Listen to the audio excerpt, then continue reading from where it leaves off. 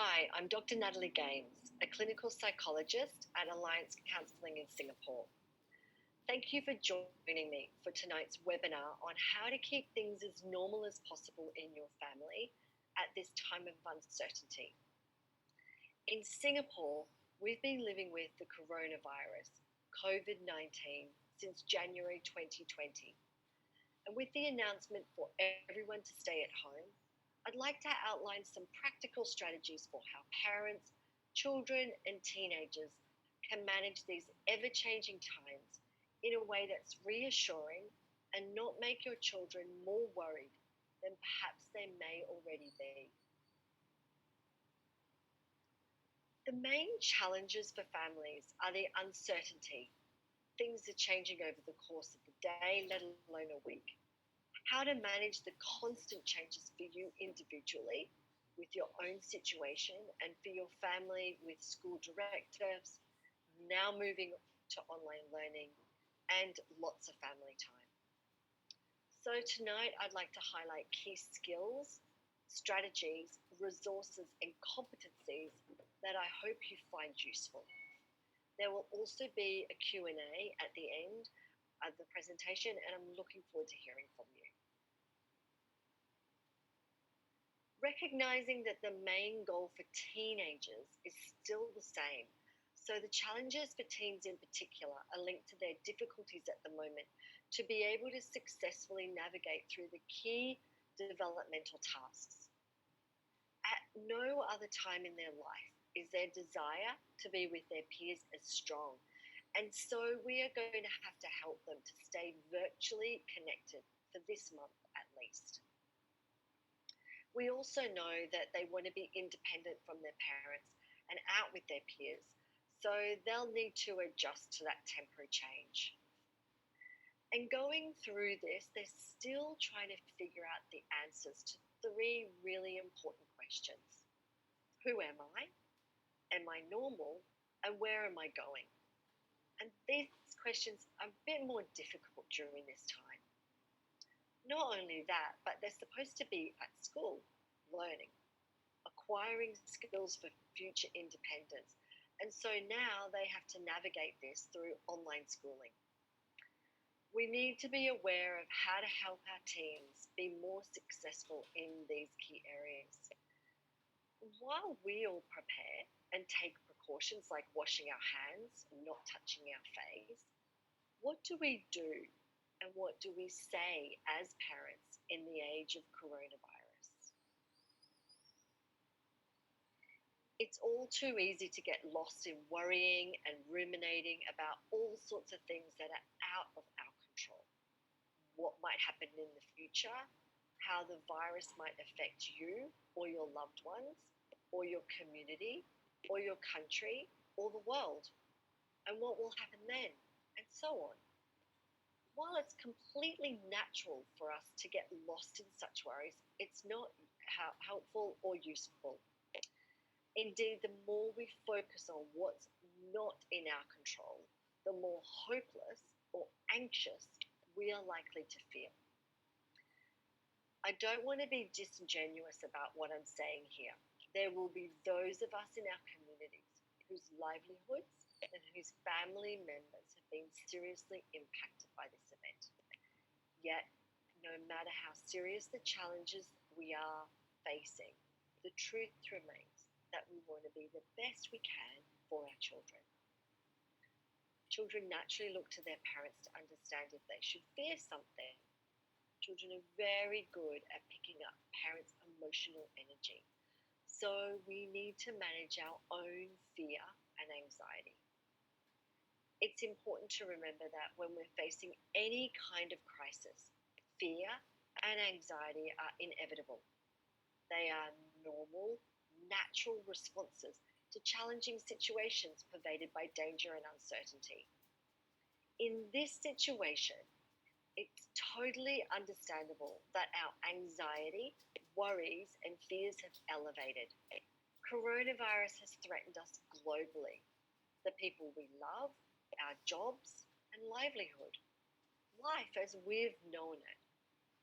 So as parents, we're doing everything we can to help our children feel as safe as possible.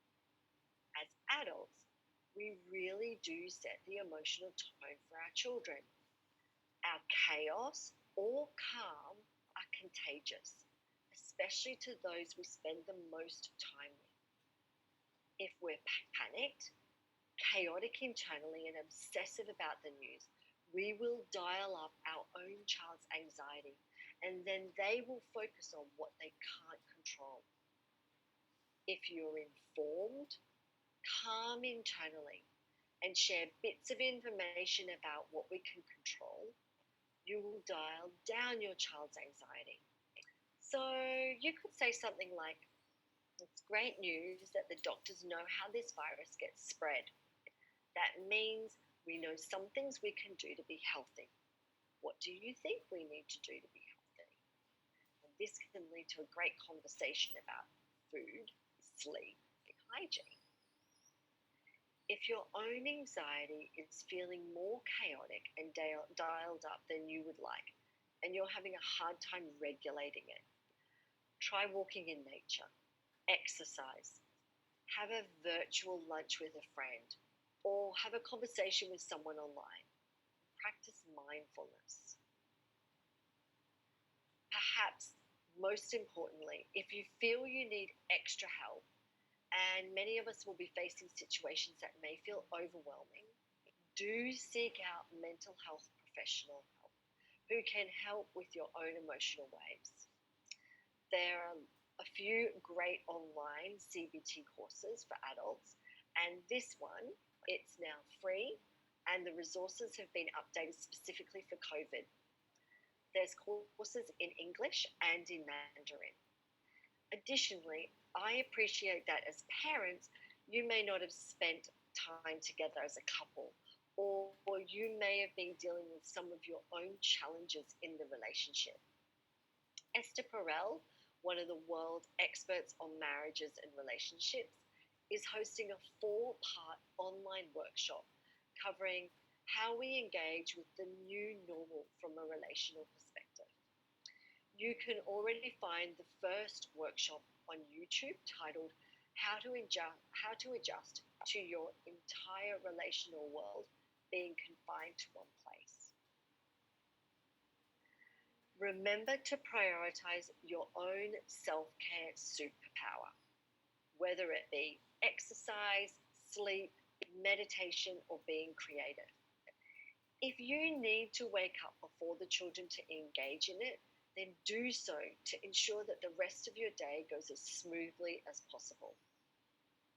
Now that we are home, put healthy boundaries in place, especially if you have a helper or are living with extended family.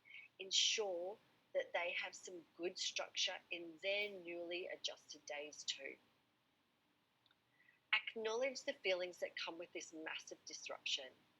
Frustrations are bound to be present. It's a given at this time of uncertainty. When you do catch yourself feeling anxious, try to avoid talking about your concerns within earshot of the children. If you're feeling overwhelmed, step away. Take a break. This could look like taking a shower or going to a window or out on the balcony, in the garden, or into just another room and taking a few breaths.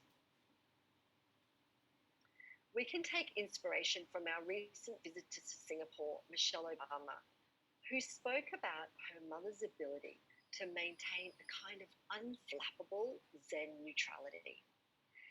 If we're to think about what that would look like in our own homes, you, as a parent, would not be fazed by too much. You wouldn't ride the highs or the lows. You would just be able to maintain a certain level. If someone does something wrong, you would acknowledge it. If something goes well, you would acknowledge that too, but you wouldn't go to the extremes. As a model of parenting during this time of coronavirus, it's a good opportunity for us to be practicing this unflappable Zen neutrality. Realistically, we're not all unflappable Zen masters. So when we move along spectrum of being phased more than is okay in the relationship, we need to make sure we come back and repair. So apologizing, that repair, is the most important piece of a relational dynamics. Ask gently how your child is doing. Don't ask too often or too intensely. If your child is worried, scared, or has questions about COVID-19, have a well-informed discussion. Use trusted sources like gov.sg and CDC, and help your child to understand that there are legions of responsible experts working on this situation as we speak. As purveyors of hope, constantly remind them that governments and people all over the world are working 24/7 to resolve this pandemic. Teach them how to seek this knowledge in a scientific and thoughtful way. A great way you can start a conversation is by saying, "Help me understand what's going on for you," and listen more and talk less. Dr. Dan Siegel is a clinical professor of psychiatry at the UCLA School of Medicine and the founding co-director of the Mindfulness Awareness Research Center. He talks about how during times of insecurity, we want our children to feel the 4 S's: safe, seen, soothed, and secure. And we do that by active listening, helping them to label their feelings, supporting them in asking the questions they need to ask, and validating whatever it is that they're experiencing. For any child who appears to need to talk about these concerns or ideas further, let them know that they can always ask more questions or reopen the conversation. The name it to tame it approach helps the child to calm the emotional right brain by talking about their concerns and telling their story using left brain words and logic. If your child is upset and shares that they're anxious and worried, and they might get sick with the virus, miss school, and then they'll get behind with their work, ensure that your child's experience of sharing that with you is a positive one, so that they know coming to you and talking to you is a good thing. If you're worried about how to respond, so maybe you dismiss or deny, that gives your child the message that you're not interested in their feelings. Or they may interpret your response to mean that you're not able to handle their big feelings. So, acknowledge what they've said and validate. The message you want your child to hear is, "I'm here, I'm listening, and we'll get through this together." Some parents have asked, how will they know if their child isn't coping with their anxiety?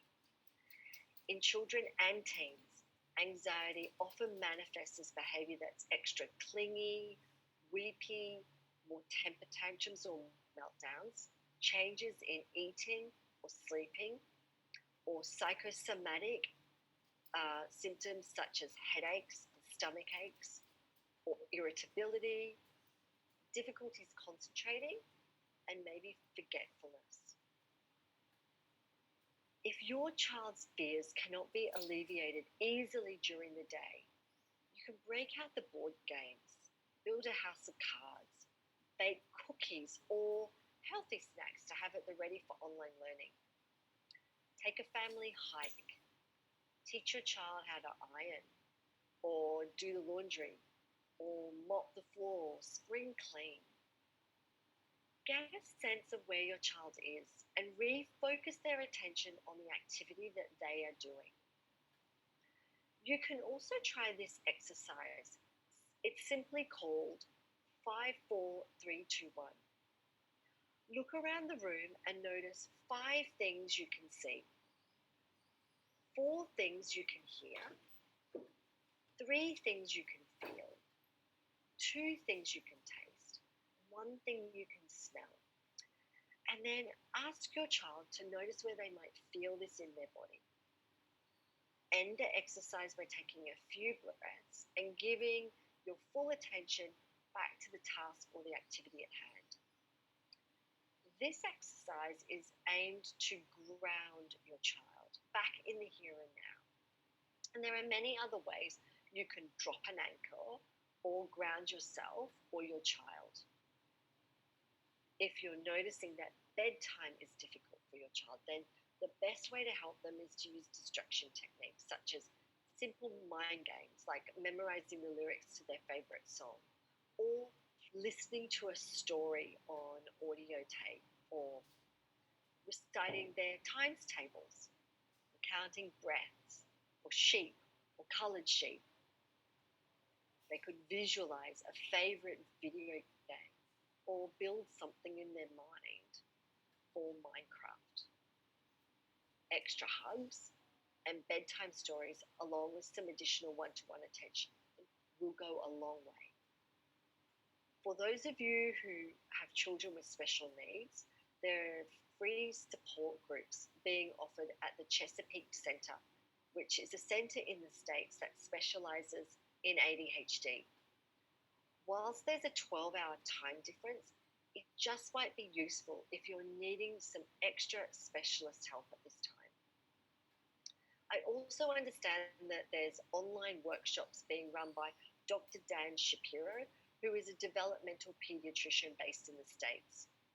I don't think this one is free, but if you have a look at the parentchildjourney.com website, there'll be more information available there. Sometimes holding and not talking is the most helpful way to calm and soothe. Hold until they let go. Physicality is calming. Shower, drink water, listen, dance to music, do art, look at happy pictures, be with your pets, have them do something that helps, ask them what helps, ask, what can I do to help you? Rather than using the term social distancing, I prefer the term physical or safe distancing. Social distancing can lead to stigma and discrimination. We actually need to be deliberate and intentional about making social connections to combat the isolation that can be a feature of this pandemic. Having your child connect with others, friends, family, especially grandparents who you trust and find calming, and can share the experiences via video calls is important. Psychologists around the world are saying if we maintain contact up to 3 times a day, that's a good number. So schedule this amongst family, including your child. When we're together, everything is better. And keep your child's friends talking. To offset this sudden and enormous change of schedule, try to put in place reliable daily home routine. Wake at the same time each day. Carve out blocks of time for academics. Exercise. Bring energy into your body. It's challenging but so necessary. Entertainment. Eat regular meals together. Have a lunchbox ready or everything prepared in the fridge for breaks and lunch times. And remember that regularity is reassuring and calming. Keeping diet you don't want your child grazing all day and sleep routines as normal as possible will give your child a sense of security. Dr. Michael Mosley, author of Fast Asleep, says that sleep is the best medicine. In fact, during our REM, our REM sleep, T killer cells are attacking any viruses which are in our system. Studies that he and others have conducted showed that an hour more sleep built a stronger immune system. There's also a great TED talk by Professor Russell Foster where he states that a good night's sleep isn't the difference between flying first class or economy, but rather the difference between being able to fly at all. At the start of the day, sit with your child and write a plan. Have your child draw or write the plan and keep it as visual and easy to follow. The best schedules alternate between highly preferred activities and less preferred activities. So, for instance, we want our children to do their schoolwork first and then be rewarded with screen or playtime. This gives children variety and parents a break. Make sure you incorporate snack times, lunch times, and times for self-care. We still need to be parents, so setting clear boundaries about the routine is essential. But we don't need to be tiger parents rigidly sticking to this. Routine also helps our children focus on what they can control. So, what happens if it all goes wrong? Stay calm. Take a step back and look at the big picture. The situation we are in is unprecedented. Focus on what you can control. If it doesn't work today, try again tomorrow. If arguments come up, pause to decide whether it's something that actually matters. Focus on issues around safety or well-being, and really try to resolve arguments quickly. It's hard sometimes, but try to find the humor in things. We really can't afford to lose our sense of humor at the moment. Joke about how all our hands are rough and raw from all of this hand washing, and we need to find some great smelling hand cream to use together. Joke about the reams of toilet paper, or the massive long lines at the stores, or the empty shelves of goods. Try to find some humor in things that seem so out of the ordinary. If you're especially free-spirited and adventurous, pretend that this is camping and set up a tent in the living room, or make a game out of the bunkered down house. Do remember that with teens, you are their surrogate prefrontal cortex, their executive function. What I mean by that is we know that that part of the brain isn't fully developed. It's still under construction, and hence there are times when we do need to be clear about the rules or boundaries. We can validate our teens' feelings around whatever's going on for them. It is tough. It's not fun all of the time. Disappointing. But at the end of the day, we need to be ensuring that our children are keeping safe and keeping others safe, particularly around the issue of physical or safe distancing. We do need to lay down the rules and stick to them. We also need to model hand washing and not touching our face. So schools have officially gone online learning. So there's a few points I'd like to make from a psychological point of view. Keep in mind that it's not going to be as effective for school, but it may get more effective over time as everyone on the school as well as the home front works to improve remote learning. Home learning, online schooling, is not real school. I've been speaking to Dr. Michael Carr-Gregg in Australia, and his feedback from his clients in Australia who've already switched to online learning has been positive, finding that they've managed the change seamlessly, which is reassuring. In this case, technology has been our salvation. We do need to manage our expectations, and particularly for students in the senior years. When you are at home in a learning situation, just reassure them around doing their best. Of course, some days are going to be easier for them. Remind them that when they're online learning, where possible, that their devices are switched off and perhaps in another room.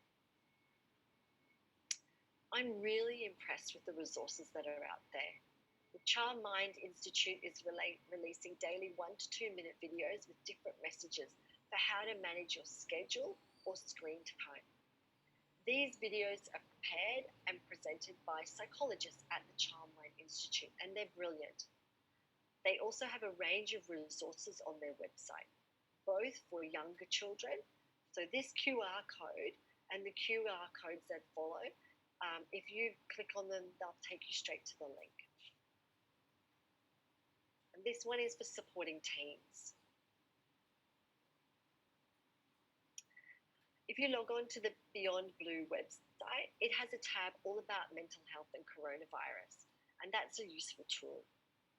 The Australian Psychological Society has a facts and tips sheet about managing your own anxiety, and secondly, if you're in isolation, there is some evidence-based tips on how to cope. There's also Common Sense Media, and it has lots of links to mindfulness apps, online learning websites, recommended entertainment and book lists, and they've grouped them by age, which is so helpful. Please do let members of your household know that there are trained mental health professionals who are only a phone call away 24/7 if things do become tough. And the team here at Alliance have also gone online, as many psychology practices have. We are using our email at the moment because obviously there is not anyone in our office to answer the phone. Dr. Michael Carr-Gregg is also offering online services and has extended this invitation to the worried Singaporean teens during this time. Dr. Christopher Willard has also kindly offered online sessions from Boston in the States. He and his family are actually recovering well from all having had the coronavirus.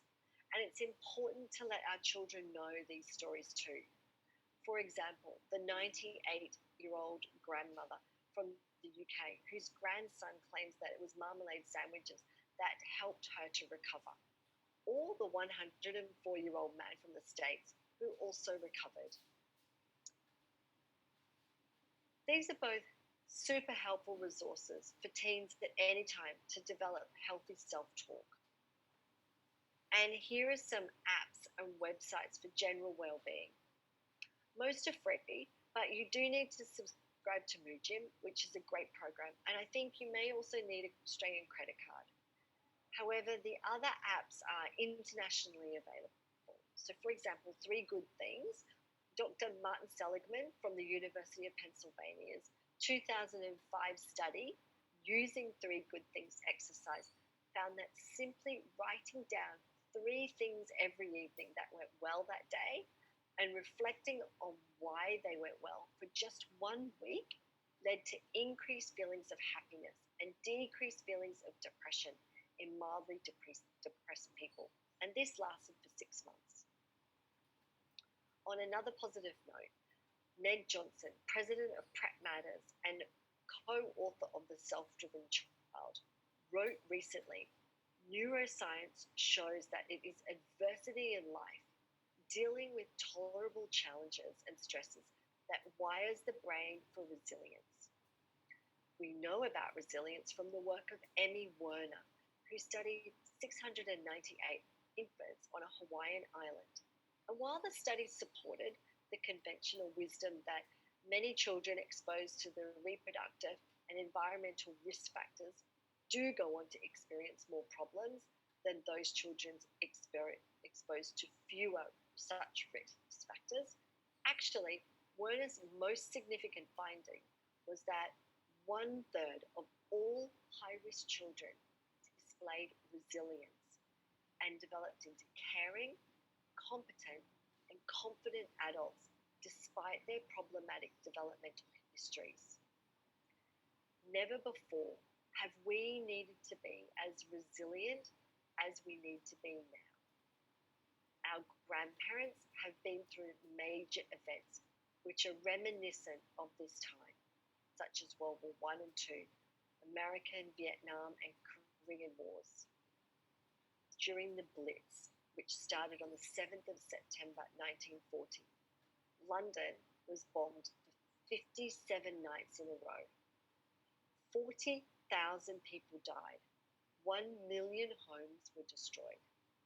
At that time, people still got up in the morning, cleaned their homes, and went to work. They did, in fact, keep calm and carry on. This is now an opportunity for our young people to learn bravery and resilience, as this is a testing time, a time like none of our young people have known. So let's help them to build the skills to be strong. Psychologists know that the key components of resilience are having good social, emotional competencies, charismatic adult. So look for those helpers, carers, role models who are sensible, calm, smart, and practicing the unflappable Zen neutrality like our Singaporean Prime Minister. We also want positive self-talk. You want to model a tolerance for uncertainty to your children so that they're learning to live with uncertainty rather than trying to avoid it. Being grateful for what we have.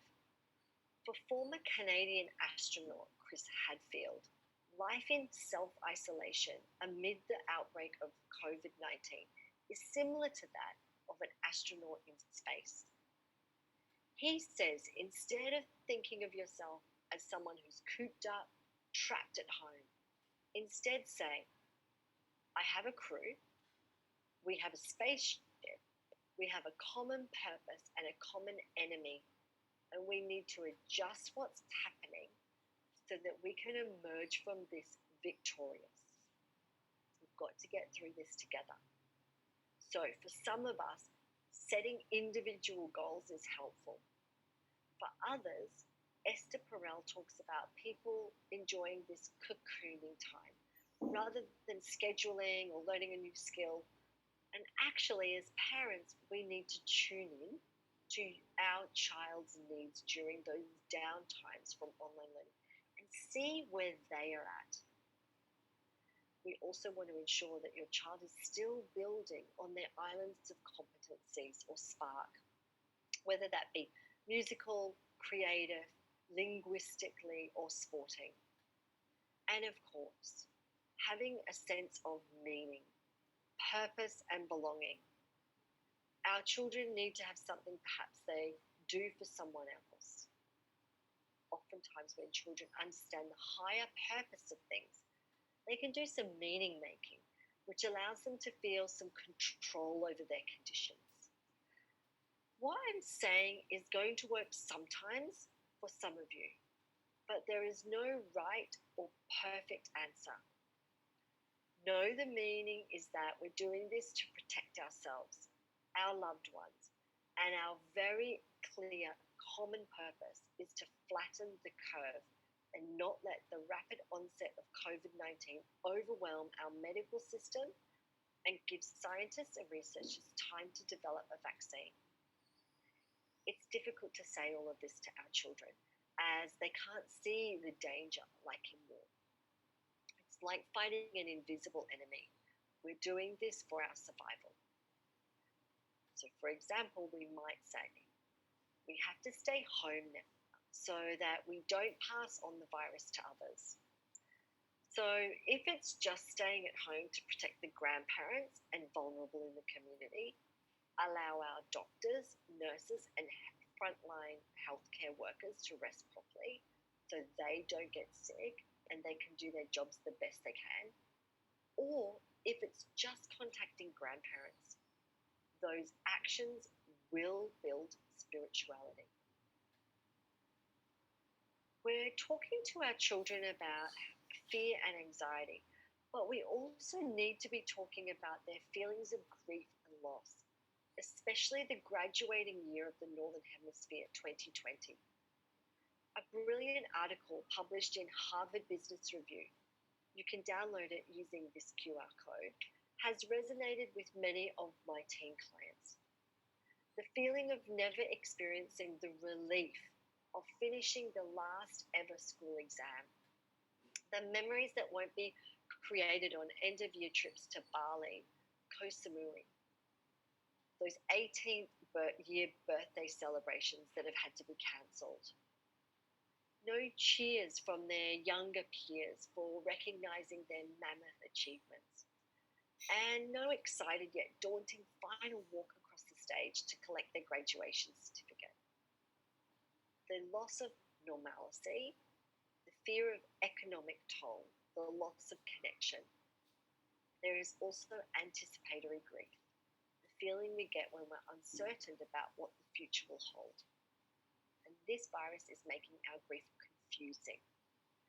Our amygdala, the primitive part of our mind, knows something bad is happening, but it can't see it, and this is unnerving. We need to name it to tame it. Acknowledge that feeling, validate it, get familiar with the stages of grief, and remind yourself that actually those stages are not linear and they may happen in any order. Acceptance and meaning are key for us all to stay compassionate and balanced. Viktor Frankl, the author of Man's Search for Meaning, saw 3 possible sources for meaning. In work, which may be difficult for many of us currently, in love, caring for another person, and in courage during difficult times. Suffering in and of itself is meaningless, but both Frankl and David Kessler, author of Finding Meaning, The 6th Stage of Grief, and founder of grief.com, have found that we can give our suffering meaning by the way in which we respond to it. Kessler has also spoken on the program On Point about finding meaning during this time of the coronavirus. And he spoke of how this grief can also bring up previous grief. So these links I hope you find useful if you're needing some further resources around loss and grief for yourself or friends or family. To calm your child if they're imagining the worst, they're catastrophizing. Come back to the facts. Get yourself and them grounded. Engage your prefrontal cortex. Remember, you are the adult. And get them to focus on what you and they can control. I make special mention here of a couple of international schools in Singapore who address these feelings proactively for their graduating students. They acknowledge this loss and anxiety for what the rest of their final months will hold. I was so inspired by how they sent an important message of how valuable these students are to the school community by focusing on education through lifelong learning, such as first aid courses, cooking classes, mindfulness, and master classes. Although this isn't going to happen this month, the genuine feeling of care, significance, and of mattering to their school community made a significantly positive impact in their life. We don't have any control over the coronavirus itself or how long this will last. However, we do have control over our attitude and what we do. So be socially responsible. Respect the fact that we can exercise outside at the moment in Singapore. If people don't listen and safe distance, we won't be able to continue to do so. We can also focus on all the good things that are happening. The heroes, the scientists, the nurses, the healthcare workers. They need this circuit breaker. Be the purveyors of hope. There are ways in which we can change our self-talk, which will help build awareness and help to challenge any unhelpful patterns of thinking. If you lay the foundation correctly, you can make fond memories for your child about that time when mum and dad tried to teach me while they were also doing their job. For your child, this can be just another adventure, especially if we parents help create this fun narrative. Our physical space is now limited, but our imaginative capacity is limitless. Go beyond the boundaries of physical reality.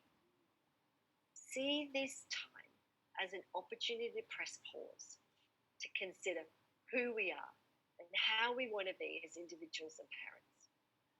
Recalibrating our values and relationships makes life feel meaningful, and that is super helpful for our well-being. These, no doubt, are strange, difficult, and unprecedented times. So please do be kind to yourself and those around you. Stay optimistic. Be deliberate in positive actions, thoughts, and activities. And before I take any questions, I do want to say that if you or your child is struggling at the moment, please do seek professional help. See your GP, contact your counsellor, psychiatrist, psychologist, or counsellor. Thank you for your time tonight. Stay well.